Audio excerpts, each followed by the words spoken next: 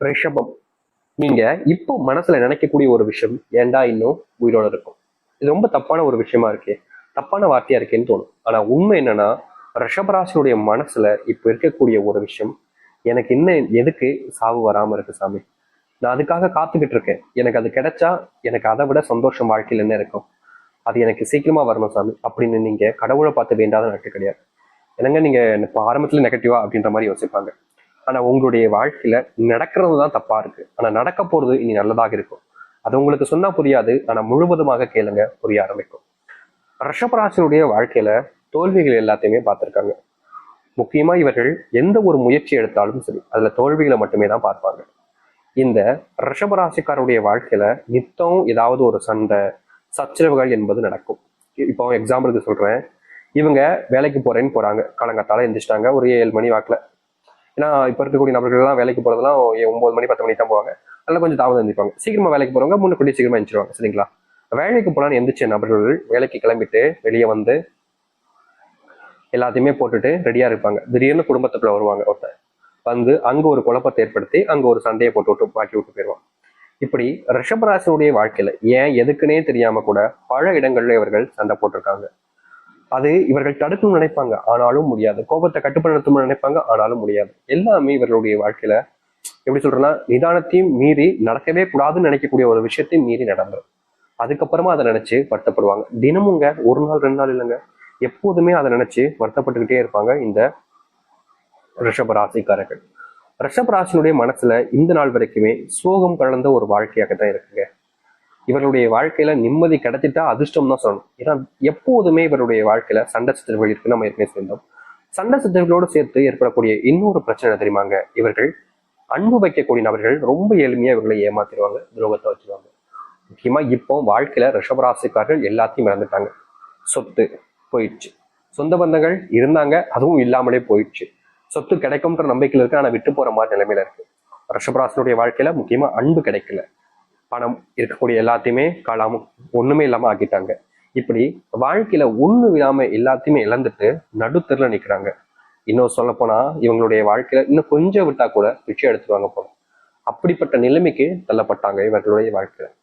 இவர்கள் கடன் வாங்கவே கூடாதுன்னு நினைப்பாங்க, ஆனா இவர்கள் மற்றவங்களால, அதாவது இவங்களுடைய குடும்பத்தார்கள், இவங்களுக்கு தெரிஞ்சவங்க, மற்றவங்களால இவங்க செய்யக்கூடிய இந்த ஒரு விஷயம் தாங்க இவர்களுக்கு மிகப்பெரிய ஒரு பிரச்சனை வந்து இருக்கு. கடனே வாங்கக்கூடாது அப்படின்னு நினைக்கக்கூடிய நபர்களை கூட கடன் வாங்க வச்சிடறாங்க இவருடைய குடும்பத்தார்கள். தப்புதான் தெரிஞ்சும் செய்யறாங்க. அப்படிப்பட்ட பல விஷயங்களை இக்கட்டான சூழ்நிலைகளை இவர்களை தள்ளிடுறாங்க. இவங்க செய்யணும்னு ஆசைப்படுறாங்க, மற்றவங்க எல்லாம் சேர்ந்து தள்ளுறதுனால என்ன செய்யுதுன்னு தெரியாம குழம்பி போய் மறுபடியும் மறுபடியும் மறுபடியும்னு வாழ்க்கையில துன்பத்தை மட்டுமே பார்த்துக்கிட்டு இருக்காங்க. இதற்கு தீர்வு கிடைக்காத நினைச்சீங்களே, இது எல்லாமே மாறக்கூடிய காலங்கள் தான் இப்போ வந்திருக்கு. நிறைய நபர்கள் சொல்றாங்க, ஐயா நீங்க நிறைய வீடியோ சொல்றீங்க, நிறைய விதமா சொல்றீங்க, ஆனா நீங்க சொல்லக்கூடிய விஷயங்கள் நடக்க மாட்டேங்குது அப்படின்னு கேட்கிறாங்க. அதுவும் ஒரு சில முக்கியமான நபர்கள் கேட்கிறாங்க. ஆனா உண்மை என்னன்னா, ரிஷபராசனுடைய வாழ்க்கையில அந்த வயசு வித்தியாசங்களும் உங்களுடைய வாழ்க்கையில நீங்க செஞ்சிருக்கக்கூடிய விஷயங்களும் அதற்கு ஏற்றாற்போல் சில காலங்களை முன்னிட்டு மாற்றி அமைக்கும். அதாவது நீங்க இன்னைக்கு ஒரு விஷயத்த பண்றீங்க, எப்படி சொல்றதுன்னா, இன்னைக்கு நீங்க பிறந்திருக்கீங்க, பிறந்தோடனே ஸ்கூலுக்கு போயிட முடியுமா? முடியாது. அதற்கான வயதுன்றது இருக்குதுல்ல, அது போலதான். ரொம்ப எளிமையா சொல்றது உங்களுக்கு புரியுதுங்களா? இப்போ பிறந்தோடனே ஸ்கூலுக்கு போக முடியாது, பிறந்தோடனே பேசிட முடியாது. அதற்குன்னு ஒரு வயது, சில காலகட்டங்கள் இருக்கும். அந்தந்த வயசு வரும்போது அது நடக்க ஆரம்பிக்கும். அது போலதான் நீங்க எல்லோருமே எல்லாருக்குமான வயசை மாத்தி மாத்தி சொல்ல முடியும். அதை வந்து ரொம்ப குழப்பமாகிடும் உங்களை. பொதுவாக சொல்லும் போது உங்களுடைய வயசு கொஞ்சம் மாறுபடும் பொழுது நீங்க எதிர்பார்க்கக்கூடிய விஷயங்கள் நடக்க ஆரம்பிக்கும். இதுதான் யதார்த்தமான உண்மை. குழப்பம் இப்ப கூட உங்களுக்கு வந்திருக்கும், ஆனா உண்மை இதுதான்றதை நீங்க கொஞ்சம் மறுபடியும் ரிவர்ஸ் பண்ணி கேட்டீங்கன்னா உங்களுக்கு இருக்கும். சரி, இது நாள் வரைக்கும் இருந்ததை விட்டுருங்க. இனி வரக்கூடிய காலங்கள் எப்படி இருக்குன்றத பார்க்கலாம். அதற்கு முன்பு மறக்காம நம்ம சேனலை சப்ஸ்கிரைப் பண்ணிக்கோங்க, பக்கத்தில் இருக்கக்கூடிய பெல் ஐக்கானை கிளிக் பண்ணிக்கோங்க. அப்பதான் நம்ம போடக்கூடிய அனைத்து தகவல்களும் உங்களோட விஷயம் அது கூட இருக்கும். முடிஞ்ச அளவுக்கு வீடியோவை ஸ்கிப் பண்ணாம பாருங்க.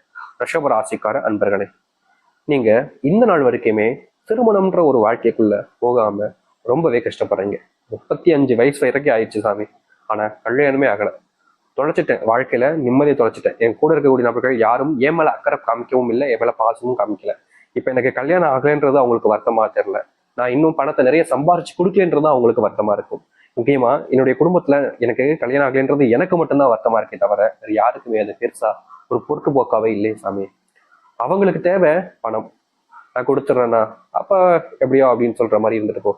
அவங்களுக்கு என் மேல அன்பு ஒரு துளி அன்பு கூட கிடையாது. எனக்கு எப்படி சொல்றது, காய்ச்சல் இல்லை வேற ஏதாச்சும் உடம்பு சரியான விஷயங்கள் வந்தாலும் வேலைக்கு போலையா, வேலைக்கு போ, மாத்திரை போட்டுட்டு டாக்டர் பாட்டு வேலைக்கு அப்படின்னு தான் சொல்லுவாங்களே தவிர வீட்டில் இருப்பா உடம்பு முடியல அப்படின்ற மாதிரிலாம் சொல்லவே மாட்டாங்க சாமி.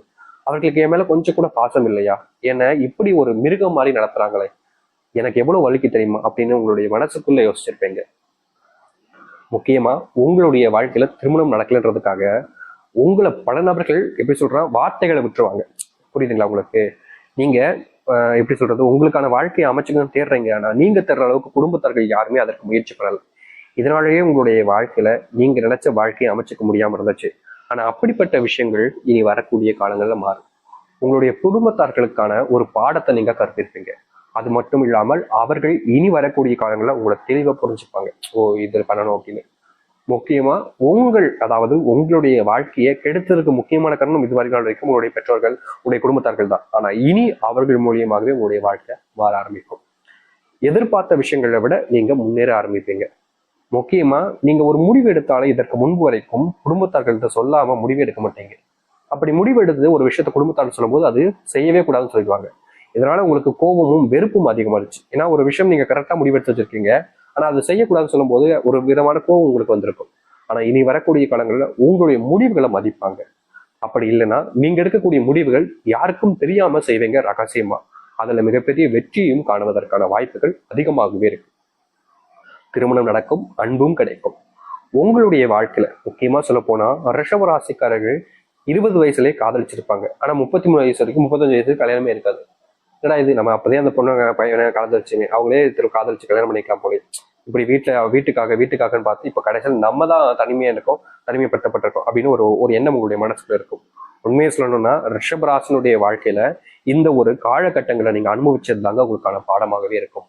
இனி அது எல்லாமே நீங்க உங்களுடைய வாழ்க்கையில செயல்படுத்தக்கூடிய காரியங்களாகவே மாறும். காதலிச்சிங்க, ஏமாற்றப்பட்டீங்க, ஏமாற்றப்பட்டதுக்கு அப்புறமா என்ன செய்யக்கூடாதுன்னு எல்லா விஷயத்தையும் பண்ணிட்டீங்க. தப்பான பழக்க வழக்கங்கள் உங்களுக்குள்ள நிறைய இருந்துச்சு, அடிமையாக்கப்பட்டீங்க, அதை மறக்க முடியாம தினமும் வேதனைப்பட்டீங்க, ஒரு வாழ்க்கையவே இழந்துட்டேங்கன்ற அளவுக்கு நீங்க நிறைய விஷயங்கள் தப்பா பண்ண ஆரம்பிச்சிட்டீங்க. ஆனா அப்படிப்பட்ட பல விஷயங்களை மாத்தி அமைக்கக்கூடிய காலங்களாக தான் இனி இருக்கும். சரிங்களா? காதல்ல தோத்தாலும் இனி உங்களுடைய வாழ்க்கையினுடைய பயணங்கள்ல வெற்றி அடைவீங்க. காதல்ல நீங்க இழந்துட்டாலும் இனி வரக்கூடிய ஒரு காதல் அன்பு உங்களுக்கானதாக இருக்கும். நீங்க முக்கியமா செய்யக்கூடிய ஒரு தவறு என்னன்னா, யாரை விரும்பினாலும் சரி, ஒருத்தங்களை விரும்புறோம்னா அவங்கள விரும்ப மட்டும்தான் செய்யணும். எப்படி சொல்றேன்னா, ஒரு எக்ஸாம்பிளுக்கு சொல்றேன்.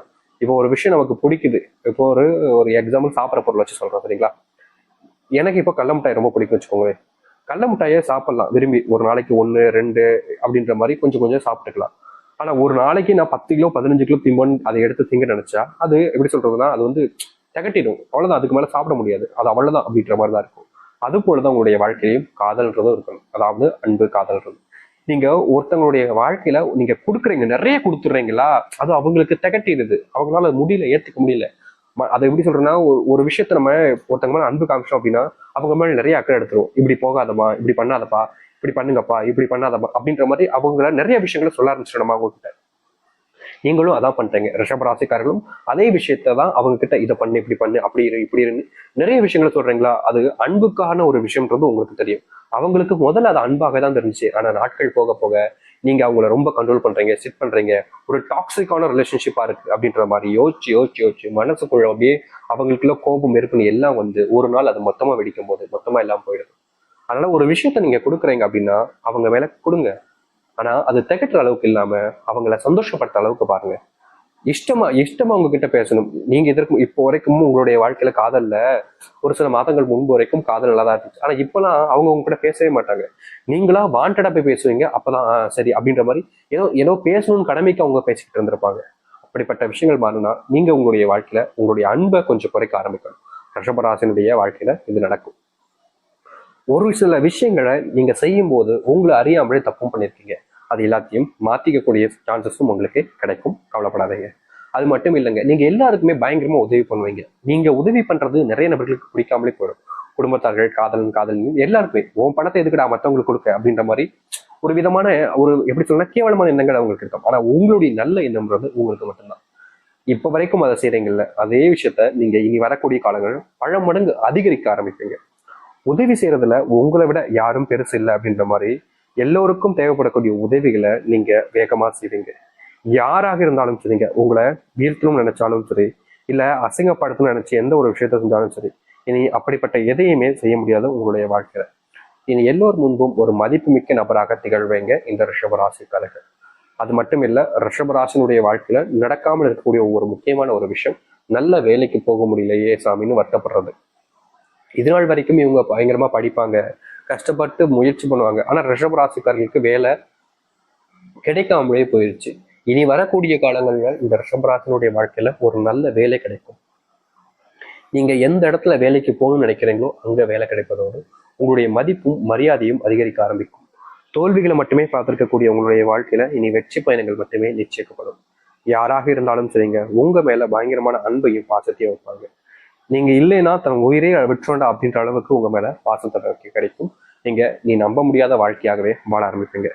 காத்திருந்தீங்களே இத்தனை வருஷங்கால இவ்வளவு நாட்களா காத்திருந்தீங்களே, இப்பெல்லாம் மாறாது, இப்ப மாறிடுமான்னு நீங்க கேட்பீங்க. ஆனா நிச்சயமா சொல்றேங்க, ரிஷபராசிக்காரர்களுடைய மிகவும் சரியான வாழ்க்கையினுடைய முன்னேற்ற காலங்களாக தான் இனி இருக்க போகுது.